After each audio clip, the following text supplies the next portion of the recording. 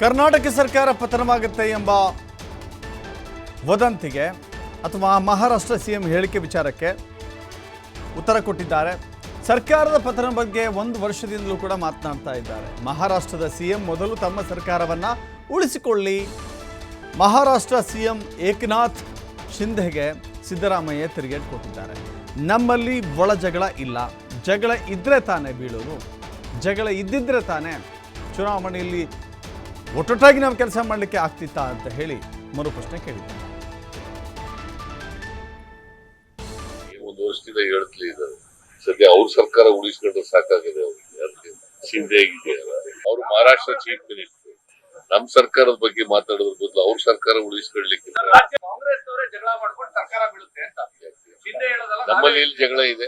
ಅವ್ರು ಹೇಳೋದು ಬೇರೆ, ಅವ್ರು ರಾಜಕೀಯವಾಗಿ ಹೇಳ್ತಾರೆ. ನೀನು ಅವರು ರಾಜಕೀಯವಾಗಿ ಹೇಳ್ತಾರೆ, ನೀನ್ ಹೇಳು, ನೀನು ಸತ್ಯ ಹೇಳೋದು ಅಲ್ವಾ?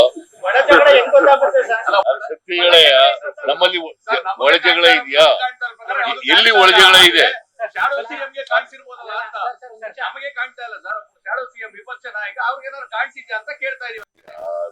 ನಮ್ಮಲ್ಲಿ ಒಳ ಜಗಳನೇ ಇಲ್ಲ. ಹಂಗಿದ್ರೆ ಪಾರ್ಲಿಮೆಂಟ್ ಚುನಾವಣೆಯಲ್ಲಿ ಅಷ್ಟೊಂದು ಒಗ್ಗಟ್ಟಾಗಿ ಮಾಡಕ್ ಆಯ್ತಿತ್ತ? ಒಂದು ವರ್ಷದಿಂದ ಹೇಳ್ತಲೇ ಇದ್ದಾರೆ. ಸದ್ಯ ಅವ್ರ ಸರ್ಕಾರ ಉಳಿಸ್ಕೊಂಡ್ರೆ ಸಾಕಾಗಿದೆ. ಅವ್ರಿಗೆ ಶಿಂದೆ ಆಗಿದೆ.